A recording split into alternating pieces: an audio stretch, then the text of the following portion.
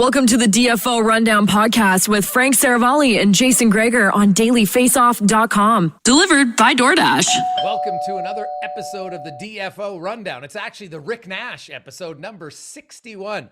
I'm Jason Greger flying solo today as Frank having some extra time off. He's actually visiting one of his really good buddies who's playing his last pro season. So Frank went over for his season opener.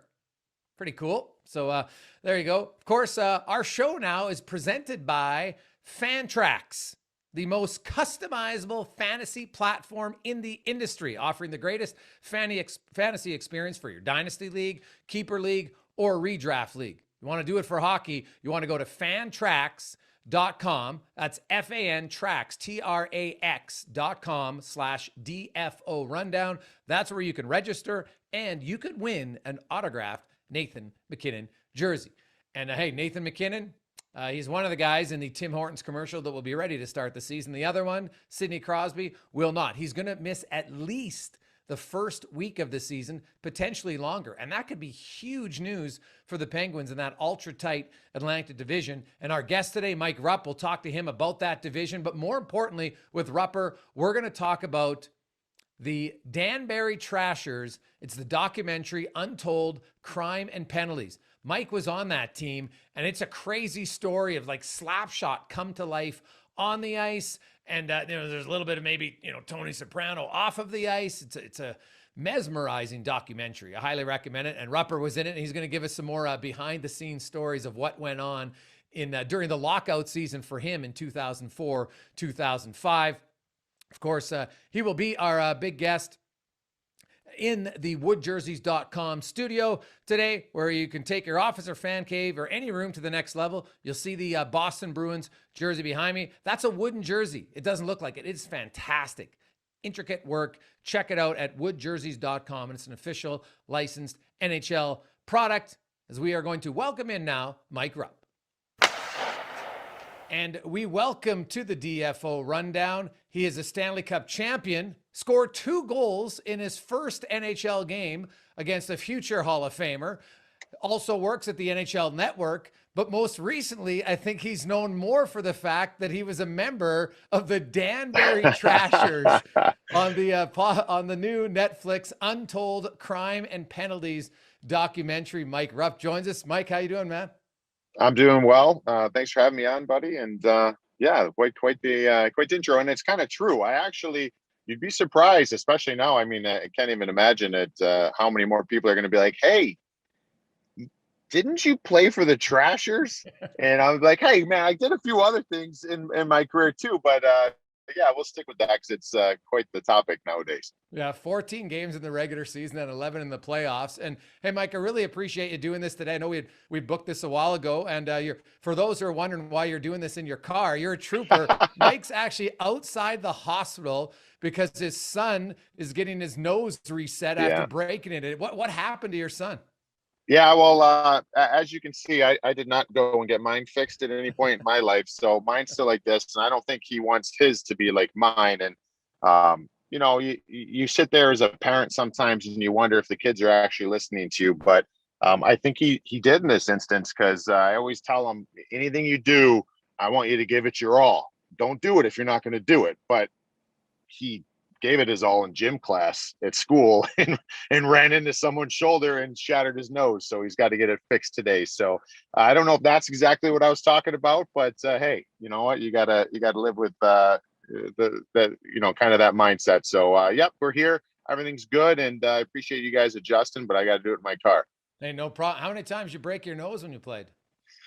You know what's tough is like I broke it in the OHL where it was clear that it was broken, right? Like it actually moved from it used to be straight, and it just kind of never really felt like it set again. You know what I mean? It was always feeling like it was a little displaced and fragile. I mean, it was clearly displaced, but it felt like it never really got stronger. So I don't know how many times I broke it, but it moved quite a bit over the years. I was always told at that time too, as a hockey player, like, no, man, don't get it fixed. We'll have to re-break it again. And it just becomes more and more frail, and it's going to be less and less that's going to make it happen. So I think it's just kind of the look I've had, and I don't know, I haven't fixed it. Oh, hey, that's all good. Now let's get to the Trashers, because now this, for those who don't know, this is in the UHL in 2004, 2005 during the lockout. And this was, you had, at that point, you had played 83 NHL games over parts of a few seasons. You'd won a Stanley Cup. Heck, you scored the game-winning goal in Game 7. We're going to get to that a little bit later on. I've watched the documentary. I was fascinated by it. I consider myself a hockey junkie, and I didn't really know that much about the story. And obviously, it's more so about the Gallianti family and what they were doing at the time. But take us back, Mike, to the lockout season, and why you elected. You were a young guy. You're only 24 years of age. Why you elected to stay home at that time rather than go to Europe, and then ultimately ended up in Danbury with the Trashers. Yeah, so there was obviously the lockout, and that was unfortunate for everybody. And a lot of players were being a little more proactive and going and playing in Europe. And I was awaiting my second child, which is the knucklehead that's in the hospital right now. And he was just born November 30th. So it was kind of that time where I knew at the beginning of the season, all right, well, let's just hope that this season's going to be up and running. And we'll just kind of, I'll just keep training and doing my thing and being ready. And once the season was officially canceled, my son had some issues where he had some breathing issues that have all been corrected and been fine now. But at that time, I just didn't feel comfortable going to Europe, right? So I didn't know. I mean, there was times where we'd had to rush him into the ER, and I just didn't feel, confident doing that. So I was kind of sitting around as a 23, 24-year-old thinking to myself, what am I going to do? I have to play this year. Everyone's saying that, as a young player, you've got to play. But I also felt like I couldn't go to the American League, right? Because I felt like I was kind of going against the Players Association, because I was at that point considered to be an NHL player. So I was kind of in this middle land, and I played in Albany in the American League with Chris Ferraro, and I got to know Chris and Peter Ferraro, the twins. For those fans or people watching that remember the Ferraro twins, and Chris and Peter knew my situation, and they called me up and said, "Hey, we know you don't want to go to Europe, but we heard through the grapevine there's this team in Danbury, Connecticut, that the owner is very motivated to win a championship this year. He wants to take advantage of this lockout and get some players that he normally probably wouldn't be able to get." And your name came up. So I was like, yeah, I'd love to hear what they have to say. And, started talking to them, and it kind of set up a plan where I only had to play 10 games to qualify for the playoff roster. And maybe they had 25 games left or 30 games left or so when I signed on with the team. So it was literally, I got to stay in Erie, Pennsylvania, and practice with the Ontario Hockey League's Erie Otters, my former, junior team.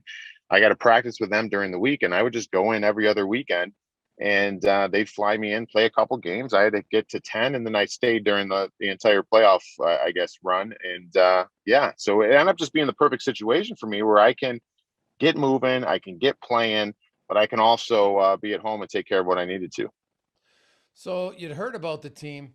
How much did you know about the team and the Gallianti family at the time? And explain maybe kind of your first walking into the dressing room, or maybe the first time you looked at the roster and was like, oof, they got you go up and down that roster, man.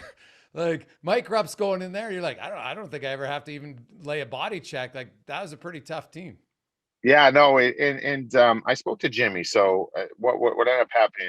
I spoke to Jimmy Galante, was the owner. He was the dad, and he was awesome. And he was telling me about how whatever they wanted in Danbury. He's just got this new team, has dumped in all this money and renovated this arena and all these great things. For me, what I cared about is what was the brand of hockey. I didn't know what it was going to be. And I also said to him at one point was, Jimmy, I know how it is when I was in the American Hockey League and a guy got sent down from the NHL. You always want to, that's the measuring stick. It doesn't have to be physically. It doesn't have to be challenging him, fighting him or whatever. It's just, if it's a goalie that gets sent down, or he spent some time in the National Hockey League, that's an opportunity to show that, in your mind, that I can score against a National Hockey League player. So I felt like for me, I thought I'd be challenged a lot in guys wanting to make it to the next level. And that's not what I was signing up for. I needed to get my legs moving and play. And so I just said to him, hey, I just don't my only hesitation is, I mean, I'll go there. I mean, I play a certain style, and the way I played, I mean, that's not going to change, but I'm not going to go there and fight every night. Like, I'm not going to go there and sit here and to go here and just practice fighting. I want to go and play. And I remember he stopped and he just goes, I'll do my best Italian voice. He goes, Michael, when we're done with this call, I want you to hang up, go on the internet, and look at our roster. Nobody will even look at you. And I was like, oh, okay, all right, whatever. So I, done with the call, I look it up, and I'm looking at this roster, and there's, I mean, you're talking probably 30 some games left in the regular season. There's guys on this team. There's multiple players with over 250 minutes. I think there was someone over 300. There was about, I'd say all in all, probably 8 to 9 guys with over 100 penalty minutes. Yeah. And I'm thinking, and some of the names that I'm seeing, I'm like, oh my gosh, like what's going on here? So it was great for me because I was able to go in there just like this documentary. If for the fans that didn't see it, it was a great introduction to me in the documentary, because they're going about this and saying like, I don't want to give it away too much, but Jimmy, the dad, goes to the son, who's the GM, the 17-year-old, and says, get me a blanking goal scorer. And I'm watching this on my couch for the first time, just like everybody else, the day it was released. And I'm like, oh my gosh, I wonder who they're going after here. They're going to, they talked about the NHL lockout. They're going to get a goal scorer. I wonder who they almost landed. And then they showed my mug on there, and I was dying laughing. So it was a nice situation for me that I got to go in there and play the game. And he assured me nobody would be looking at me. And I'll be honest, not too many guys looked up from their laces when they played against the Trashers.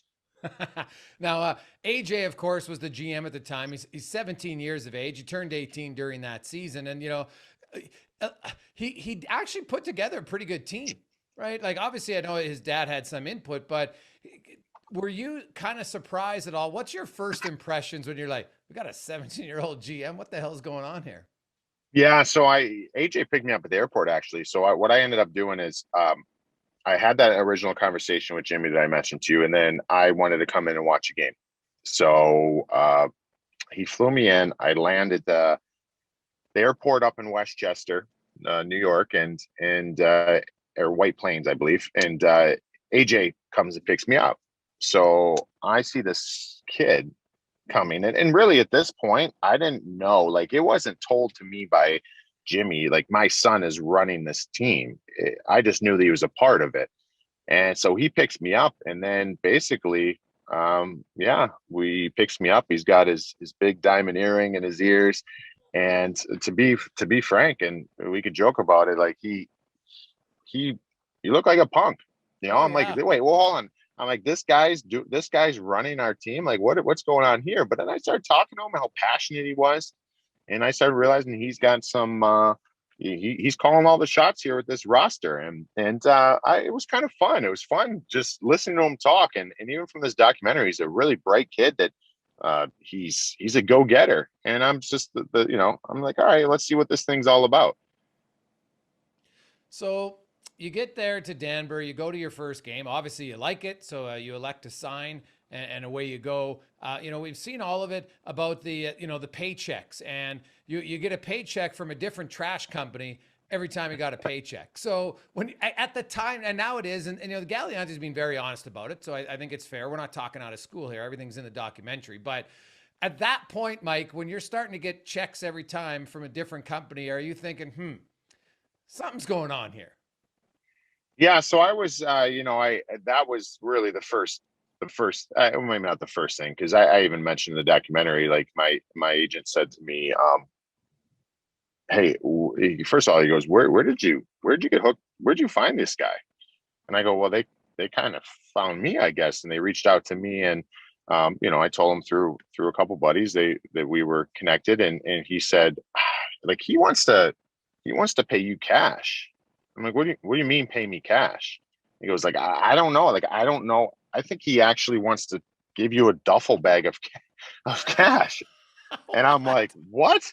I'm like, a duffel bag? Like, what's going on here? So at that time I was like, I just made sure during this, and then from that time I was like, all right, I don't really know what's going on here, but I literally thought that it was, I knew that with this team, with some of the guys they had playing there, and the way that they built this team, that there was guys that were probably making more money than the league normally pays. But I mean, to be honest, we've seen that in junior hockey 100%. in some places. Yeah. So this isn't something that's that outlandish, I never seen it before. So I was just kind of like, okay. And then, so then the paychecks start coming, and I don't know what this paycheck is. It comes in the mail, and it has some company that I'd never heard of. And so I was kind of like checking on it, like, what is this from, or what is it for? And it's from, Connecticut. So I kind of putting two and two together. And then 2 weeks later, it's a different company with a different name. And from that point, I remember I called my accountant and my agent, and I said, hey guys, I don't really know what's going on, but like, I just want to make sure that this is on the up and the up on my end and what I'm doing.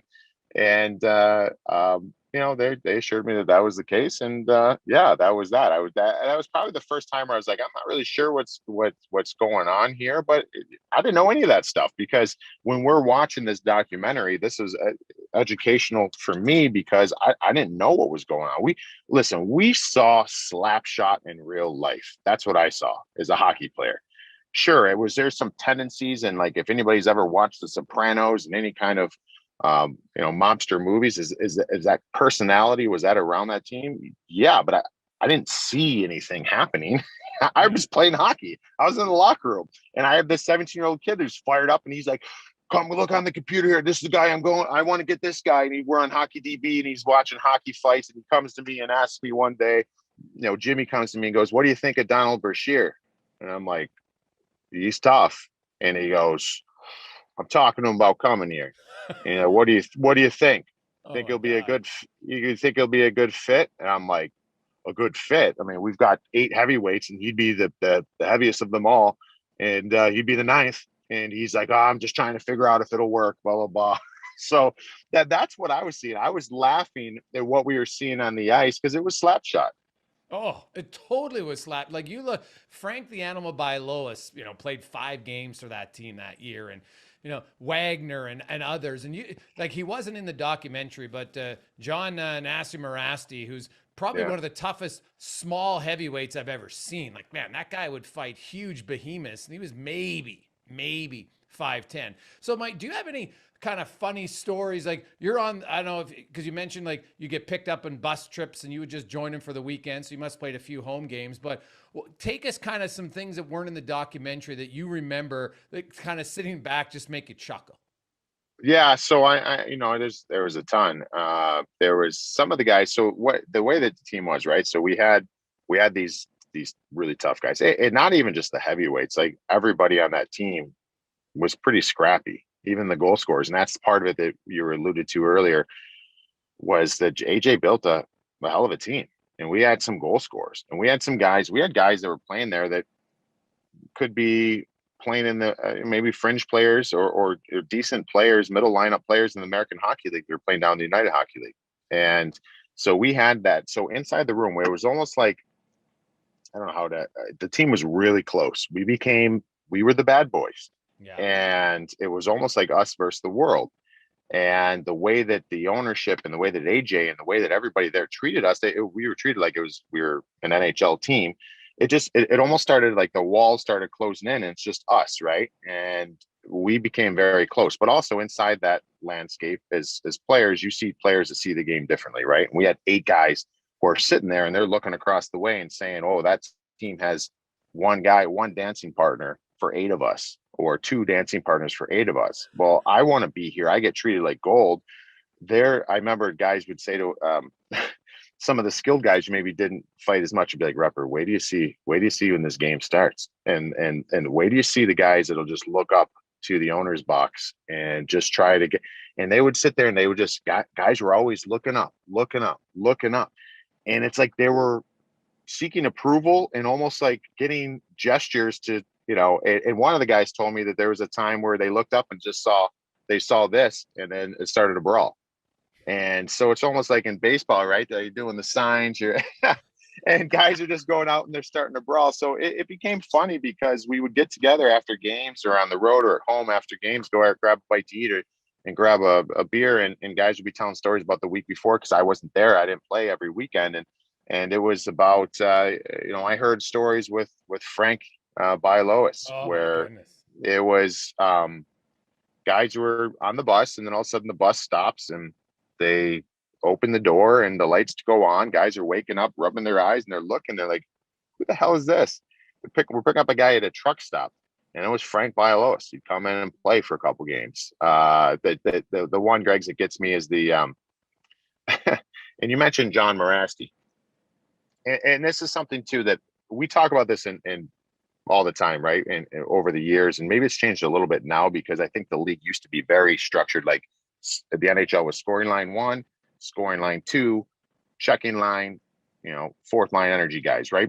That some teams still have that kind of build, but a lot of that's kind of bled together, and you have a lot of interchangeable parts now, so it's not as prevalent. But we know that back even when I was in the American League, there was players in that American Hockey League. There's players today in the American Hockey League that are more skilled and better than 25% of the NHL players. The problem is in that league, and we all know this over time, we've talked about it extensively, is if you can't play if you're that type of player, but you can't play top 6 in the NHL just because you're talking world class at that point. What are you doing now to be valuable on a nightly basis? And can you slot in as a checking guy, or can you slot in as an energy guy? Can you have specific roles, whether it's penalty killing, blocking shots, faceoffs? And that's where some guys get left to the wayside. Well, in this case with fighting, there's tough. I mean, I fought in the NHL quite a bit. I couldn't hold a candle to some of these guys that were fighting in the U-Haul at that time. And those guys were tough. John Morasti was pound for pound one of the toughest guys I've ever seen in my life. I think this guy, if he, had other parts of his game that can get him into the NHL, he could have gone toe-to-toe with Ty. He could have gone toe-to-toe with anybody. You could not hurt him. And so he's on the team there. And the story that I have about him is, he was one of the heavyweights, and Barry Melrose, Steve Levy owned the Adirondack team in the league. And I guess they made a comment publicly about, I guess Barry did, about Tony Soprano running that team down there in Danbury. And, I've talked to Barry about it since, and Steve. We laugh about it now. And I, because it was when we see each other when I'm done playing and doing the media, they're like, "How did you get to Danbury?" And it became a rivalry between Danbury and Adirondack because of his comments, pretty much. And I remember he said that, and then that really set off our owner. And he thought that was poking fun at what they're doing and making a mockery of them. And he made pretty much a vow that there was going to be hell to pay every time these two teams lock up moving forward. So the way that my schedule was, once again, is I just sat and looked at the calendar. I needed to bang out 10 games to get in the playoffs. So I said, all right, I'll go this weekend, skip that weekend, I'll play this weekend and did all that.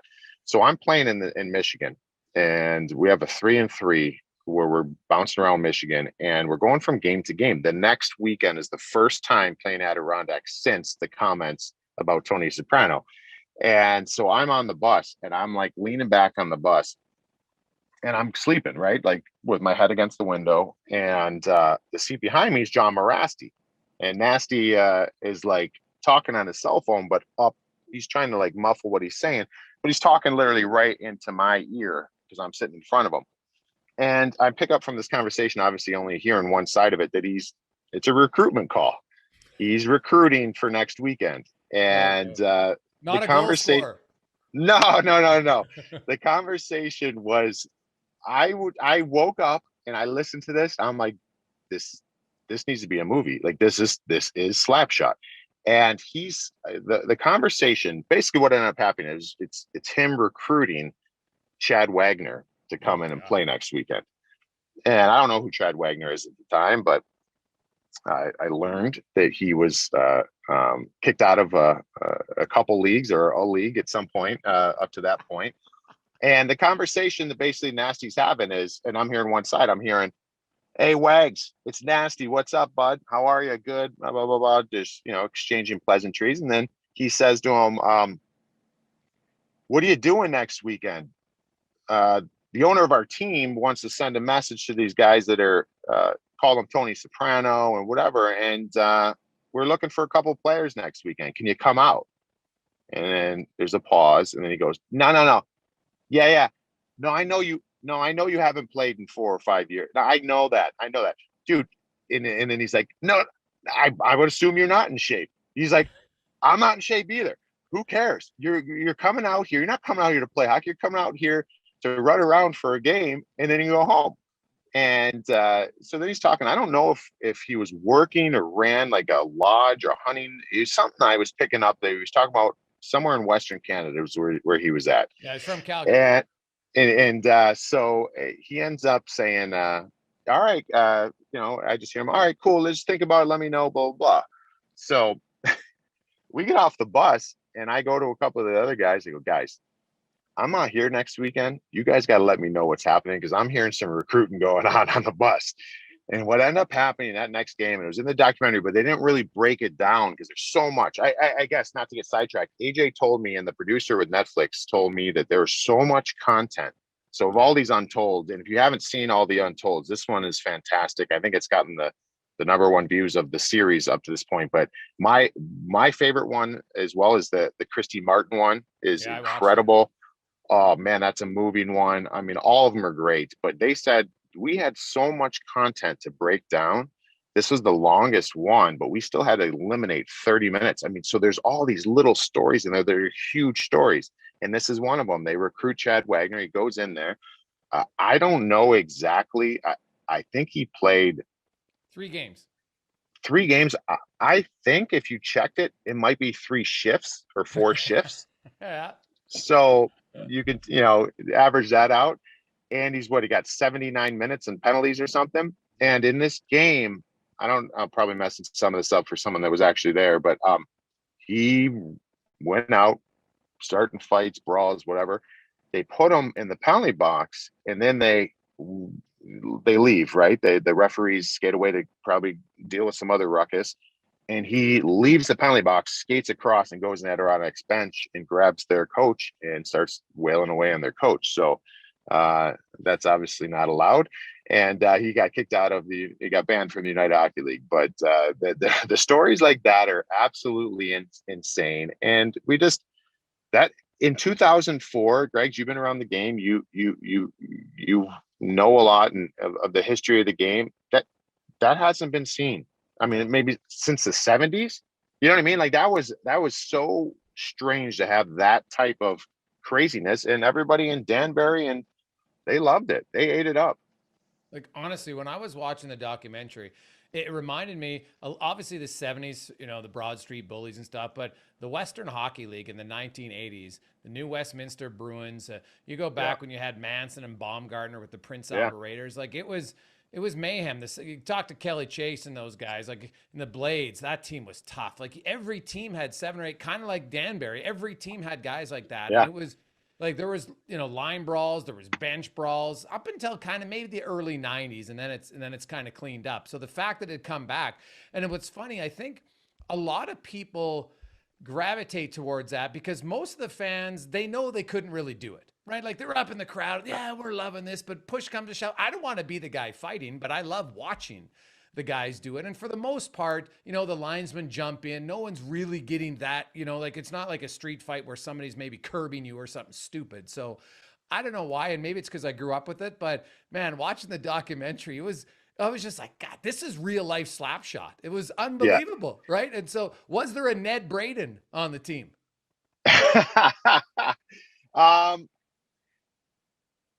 There was times where we had to, because again, getting lost in all of this is we had a really good team. Yeah. And we had some guys who could put the puck in the net, and some, leading goal scorers and point getters in that league.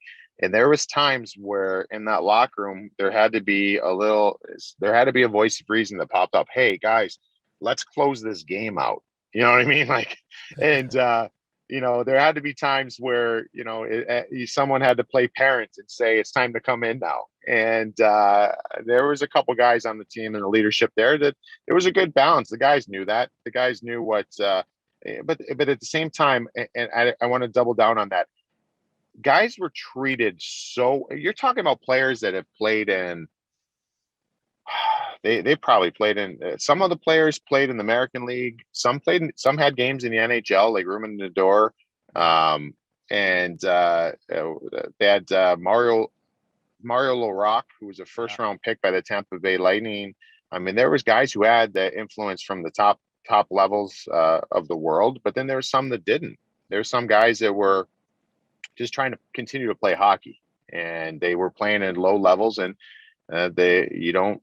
Not that you get treated bad, you just don't have the amenities, right? It's a grind. I mean, minor league hockey, the NHL is a grind, and we get wined and dined at every turn. You know what I mean? It's a grind mentally, it's a grind physically. Now you start taking some of the everyday traveling and maybe the lack of amenities where you're staying. I mean, that guys are treated better in Danbury. So these guys wanted to be there. So if they were brought in there to fight and they didn't fight and someone else on the team did, they didn't want to lose their job. So that's where there was that balance. Like, hey, guy, I understand. I understand you know what, and you're a pro, you know what your job is.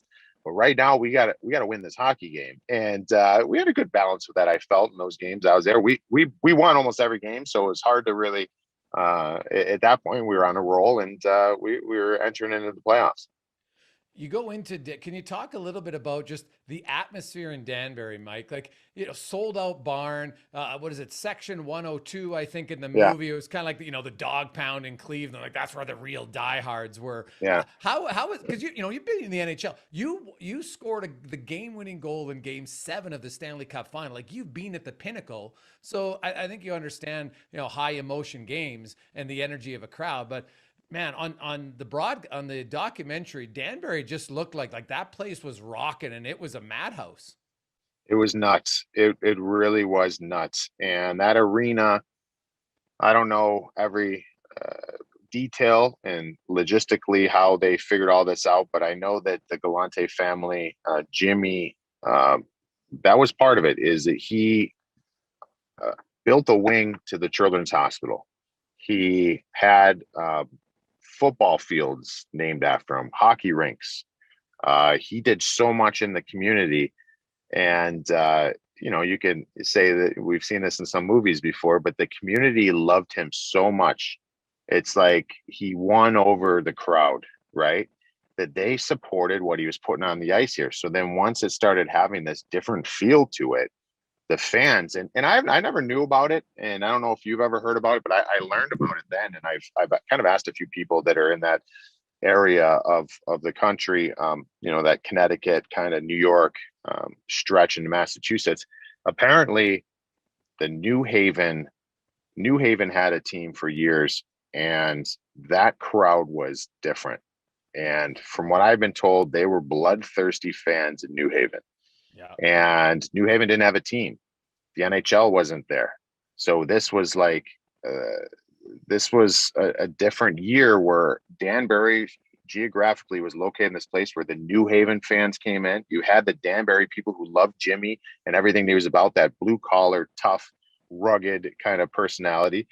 And then you had some Ranger fans that would come down from different parts of New York. Then once they started finding out what this team looked like, and you started having the fans who had that appetite that would come down, it was nuts. It was, it was fun. It was crazy, but there was also times where you're sitting there as a player, and when a player on the other team is laying on the ice and he's knocked out. Yeah. And I've been at both ends of that in a fight or a hit. I've been at both ends. I've seen it happen to players. I don't care who that player is and what you feel about that player. It sucks. I hate it. It's not a good feeling. And we're sitting here, I'm laughing because it happened, years ago and whatever, but you see a player get knocked out, and these lunatics in section 102 are throwing a body bag on the ice. And I'm like, they're hoisting a body bag. You know, like when you go to, you see on concerts, they're hitting Yeah. beach balls around. These guys are throwing a body bag through the section. So now all of a sudden this body bag gets launched onto the ice, and I'm like, oh Jesus, like that's a little much. But it's like, you can't do anything but laugh. These people were nuts, and that made that place so difficult to go in and play. Jimmy kept adding seats, building onto this arena over the course of this first season of an expansion team there, and he was adding 500 seats, adding 700 seats, adding 100 more seats, and it just got crazier and crazier as the season went on. So, Mike, you guys finished that year. You didn't win the championship. You go back to the National Hockey League, of course, and then in the 05-06 season, they make it all the way to the league final. They lose in the league final, but then right afterwards, of course, it comes out. There's the big FBI investigation. Where were you, and what's going through your mind when all of a sudden, you hear the story about, Jimmy Galante and, he's being arrested, and then obviously the team's folded and they're out of the UHL. Where were you when that happened, and what went through your mind? Yeah, so I stayed in contact with some of the guys on the team, and I knew that next year that the team even got better. I mean, they got better that second year. They went out and they got some even more goal scorers. And, I think about it from this standpoint. When you're playing against a team like that and you're a goal scorer in that league, why wouldn't you want to go play for them? So you don't have to have these guys coming at you every night. So they ended up kind of expunging some other goal scorers from other teams, and they were even better the second year. And so I stayed in contact with guys, checking, hey, how's it going there? Got any stories? And I didn't hear too much that year. But then at the end of the year, I was in Columbus that year with the Blue Jackets. And at the end of the year, I got a message from one of the guys, and it just said, Jimmy got raided. And I was like, what? What do you mean? And so then I got an article sent to me from I think it was the Danbury paper. And I'm like, oh my gosh, what is going on here? So it was really nuts because it's hard to, I didn't know about any of that stuff going on. I don't know. I mean, once again, we were there to play hockey and we got treated great. And as far as I knew Jimmy and the way he talked to me and AJ and the Galante family, first class, respectful, would do anything for you, give you the shirt off their back. I got nothing but love for them. I don't know what happened, but it happened. And all of a sudden everything just got quiet and no one knew anything. And I knew some players were being questioned by the FBI. And, fortunately I wasn't a part of that. It wasn't something that I had to deal with. And guys, I think it scared a lot of guys. Guys were, I know there's some guys still to today that don't really want to talk about it. They're like, that was weird. That was a strange time. But, it's something that happened. And I'm just, at this point now and be able to see years later, AJ and seeing him in this documentary and how he's done so well for himself with his boxing gym there. And, they sound like they've, I talked to Jimmy and it's great hearing his voice again. It's hard to say because I think that some people would sit there and say, how do you say this guy's a great man? He went to prison. All I know is what I saw. You know what I mean? It's all I know is he was a guy that had my back, and he was. It's just good to see them again and see that they're doing well and that AJ's doing well. But the story just absolutely needed to be told, and it was way too long a silence. And the fact that they contributed to this made it all the better. So when they approached you, is that the reason you agreed to be in the documentary? Because you knew their family was going to talk openly about what happened? Yeah. Well, I've seen some movies before too, Greg's like ESPN magazine. I was playing for the Minnesota Wild. ESPN reaches out and our PR guy in Minnesota is like, hey, ESPN wants to do an article. Did you play for some team in Connecticut or something? And I'm like, yeah. And they go, they want to do a story. So I said, all right, well, I want to find out some stuff about the story they want to do. And I asked if the Galante family was participating in it, and they weren't. I think Jimmy was still serving his time, and there was nobody on that side to talk about it. And so I'm like, no, I'm good. I'm good. I mean, there's nothing really for me to say. You want me to tell some crazy hockey stories? I'll tell them. because I played, like you said, 14 games in the regular season and playoffs, and it was a blast. And the friendships I created there, and the crazy hockey stories, I could tell those all day. That's all I knew. I'm not going to go. I don't know what the article is going to do, but I don't want to be a part of something that's going to paint this to be these guys are evil, because they're not. And so we end up. I say no to that, and so when this time came around, I actually got a message from the producer, and he says, "Yeah, I'm a producer with Netflix, and we want to do a story on the Trashers." And I ignored it at first. I was like, "Yeah, right." And then he called again and left a message again. And then finally I said, all right, well, was the Galante family participating? And they'll be a part of this to tell their side of things. And he said, yeah. And I said, all right, well, give me AJ's number then. So he gave me AJ's number. I checked in with AJ, and he's like, yeah, man, we're good. Let's tell this story. This is crazy. And we had the time of our lives during that time with this hockey team. And I'm like, all right, let's do it. So that's kind of how that all came to fruition. One last one. There's always great characters in every show and every story. The equipment manager for the Danbury Trashers, probably one of the funniest scenes ever is when they're showing him coaching the kids, Mike, and he crushes that kid looked like he's 10. He's like, man, cocaine's a crazy drug. Like, is that his personality in that documentary? It seemed legit. Was he that guy in real life? Yeah, he was. He was a very, the different part about it too, and I don't think it'd be hard to be able to fathom this. Again, I don't want to make it like, watching movies and saying whatever, but you're talking about, so that, yes, he was rough around the edges that way. If you crossed and offended him, he was a little nutty like that, but at the same time, he's one of those huggy, kiss you on the cheek, like family, like that's all that place was exuding. And just as a hockey team, we had something special from that. And so Tom Pompicello was crazy, but he was also in it with you.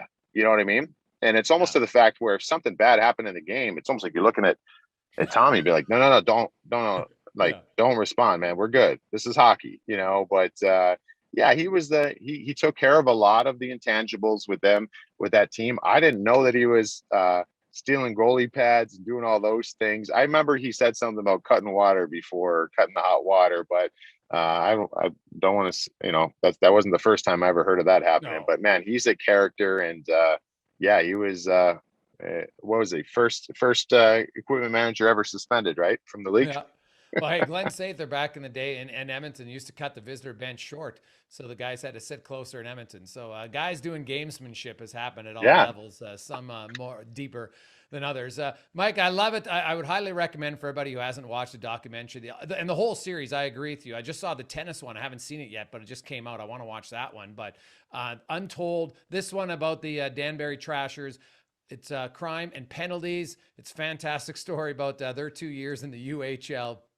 Commissioners involved, lots of the parties, and then of course there's the other side, the family side of the Galante, and they don't hide behind really what happened there. So I really like it. Of course, you work for the NHL Network, Mike. So I got to get a few thoughts quickly. Of course, you're out east. You played out east a lot. I want to get your thoughts on that, the Atlantic Division this year, because you got Pittsburgh and Philly and Washington and Carolina and the Islanders and the Rangers, an upstart team, and some people even think New Jersey maybe, but. Are the Pittsburgh Penguins in big trouble with Malkin not starting the year and now Crosby missing at least a week, maybe longer, that maybe this is the year that you can't dig a hole in that division? Yeah, I do work in Pittsburgh there, but I think it's really important to do this job to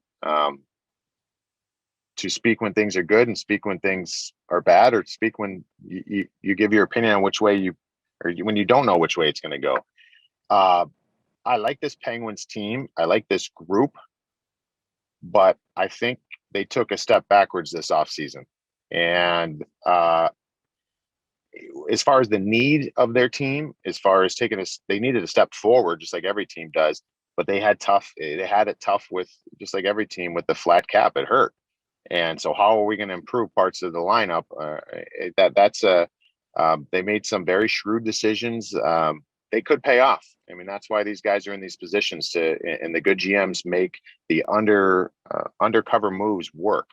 But now losing and having Evgeny Malkin missing a chunk, and now Sidney Crosby not going to be ready on time. Yeah, I think to your point, this is not a division that you can come out of the gates and struggle in. And I think the biggest question with that team is which Tristan Jarry are we going to get? And now if you're without your two superstar centers,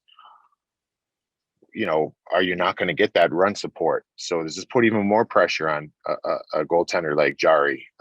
They've got some things to figure out. I do believe in the group. I like the group, like I said, but it's going to be tough because I actually think in that division, I think the Islanders are still going to be right there. I think the Islanders are going to probably be the team to beat. They have a couple issues I think they need to figure out, maybe to clean up on the back end a little bit, but they'll be a really good team. Washington Capitals, you can't ever kind of count them out.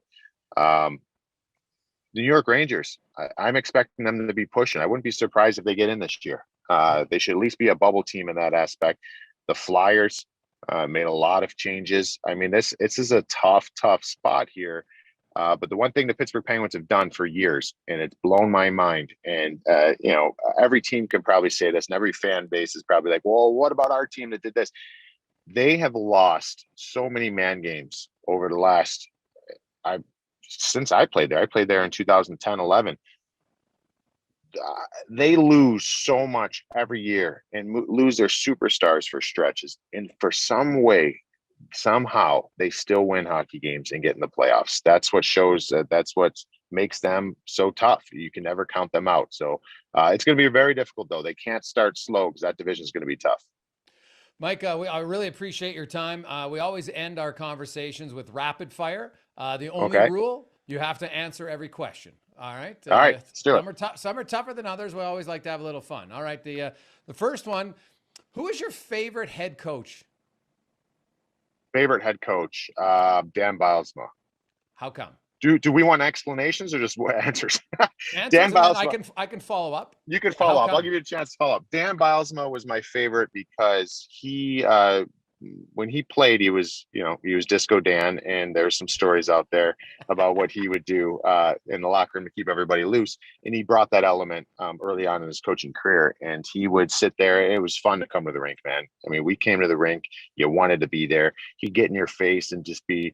He was one of the guys. He'd go up and he'd just start spraying water in his face while he's wearing his suit before the game starts, showing how jacked he is for the game. And he goes out there for the first period. He's just got water all over his shirt and tie. Like he was kind of a clown, and it was refreshing. And I know that from the team in 2009, that's what the guy said. It was different. They had Michel Therrien before him, and it was a change of pace that they needed at that time. So he was awesome to play for. After a big game or just a tough night or a long night at the NHL Network, what is Mike Rupp's cocktail of choice? Cocktail of choice. Oh man, since this pandemic, I'll tell you what, I'm all into making different cocktails now. I make a mean old fashioned now. I love my old fashions, and I'm starting to get into to make the new fashion is a little different, but the old fashion's my go-to. I love it. Oh, I love it. Ever had a Negroni? No. Oh, dude, you got to try it, man. If you like, it's a little bit sweeter, but Negroni's a great one. Get a Negroni next time you're out. Yeah, absolutely. I'll try that. You got to send me that. Text me the name of it. I mean, will. You just told me, but I'll forget it. All right. Your favorite warm-up song on any team you've played for? Favorite warm-up song?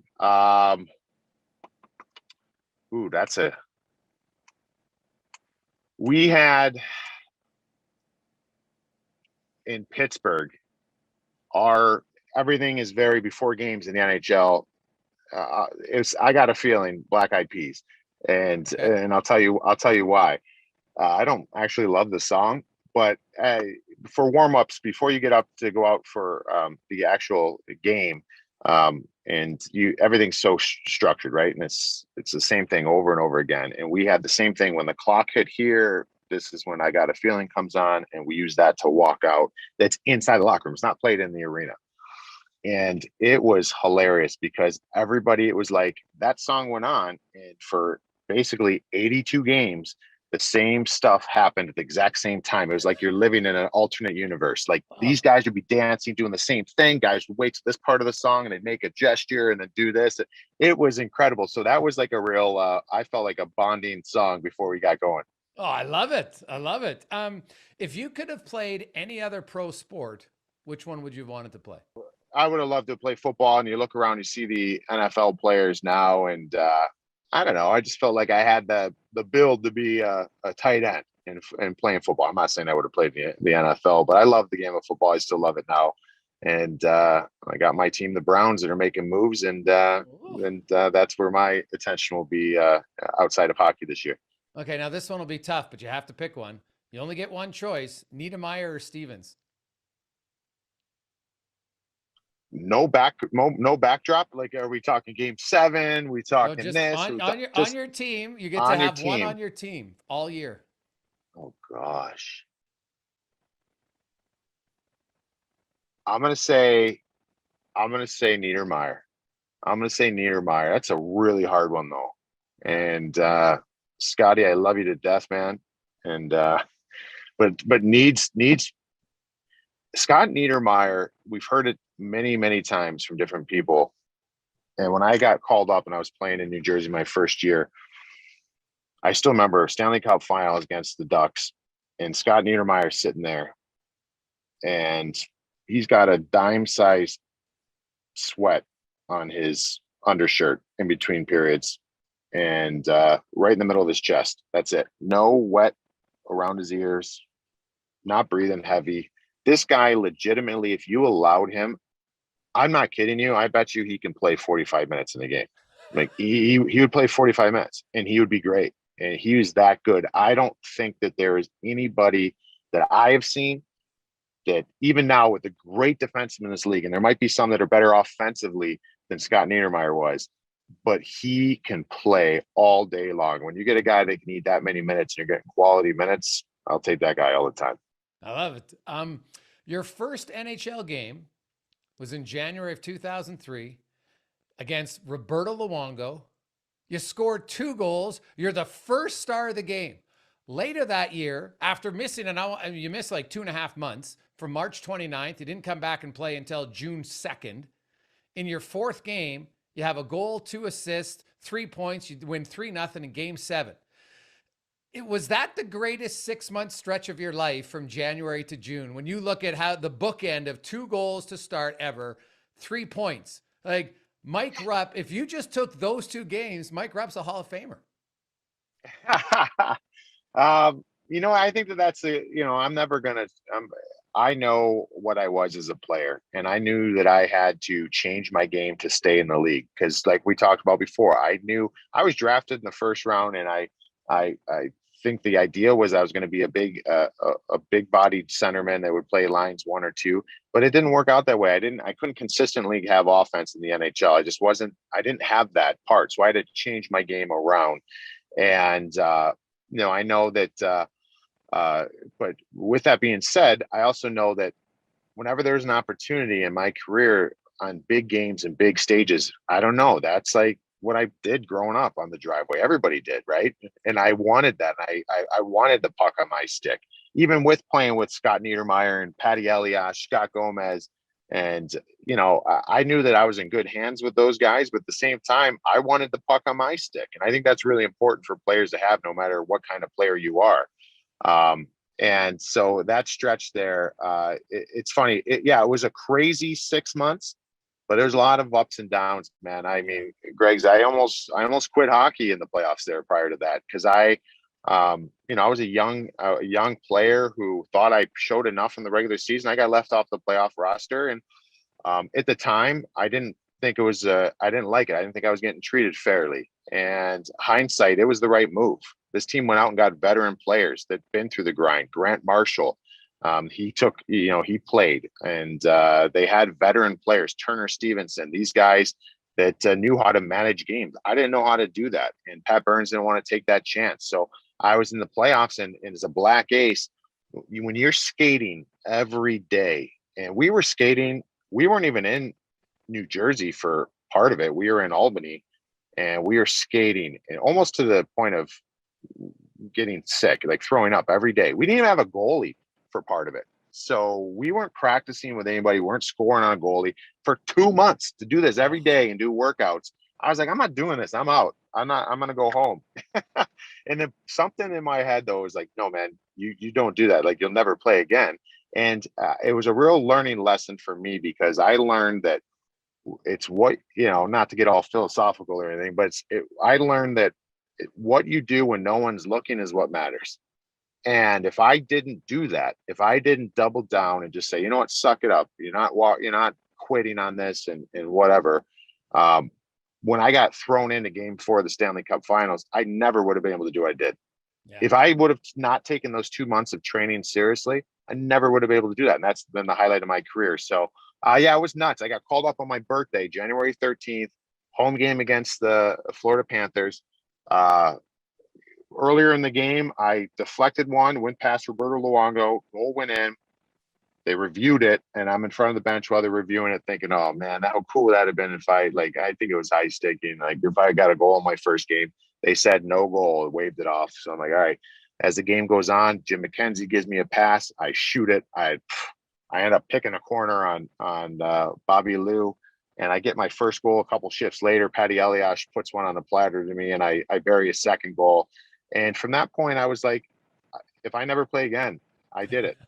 I scored. So it was pretty cool. So, that was a crazy stretch there. But, it set the bar really high, because I thought playing in New Jersey, I was looking, and that was 2003. So they won 2003, or we won 2003. They won in 2095. So I'm like, hey, in 8 years, 3 Stanley Cups, like, if I just stay in this organization, I'm going to be back at the finals for like probably 5 more times.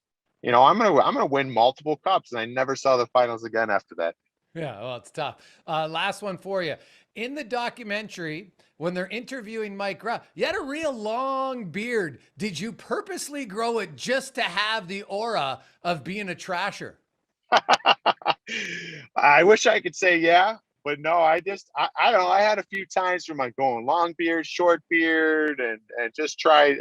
They caught me at a very bushy time with my beard. I wasn't going for that, but I thought it fit in quite nice, actually. Dude, I thought you were one of the trash collectors, so to speak.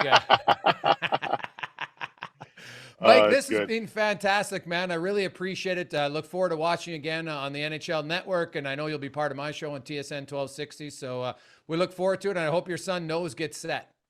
Yeah, I'll send you a picture, and we can compare. We'll do a side-by-side. My nose, his nose. Tell me what you think. Maybe I should get this done afterwards. Awesome, man. Appreciate it. All right, thanks, Greg. Mike Rupp was our big guest, delivered by DoorDash, restaurants and more, delivered right to your door. If you haven't tried it, now's the time. Use the promo code RUNDOWNDD, gets first-time users 25% off and no delivery fees. Remember, that's RUNDOWNDD. And that was a fantastic episode with Mike Rupp. I highly recommend it if you haven't seen the documentary Untold, and watch the entire series, not just the crime and penalties one, but for hockey audience, you'll love that one. Every one I've watched has been spectacular. The Bruce Jenner one, Bruce Jenner, Caitlyn Jenner, right? That one's fascinating as well. You have the Malice at the Palace. So there's lots of them. So I'd recommend the series on Netflix, Untold. By the way, brothers, it was great. It was really good. And once again, Frank will be back on Monday. He's touring around. He's actually, I think he's in Switzerland, just going to see one of his good buddies going to play his last pro season. So as a good friend, he flew in to watch the home opener. That's pretty sweet.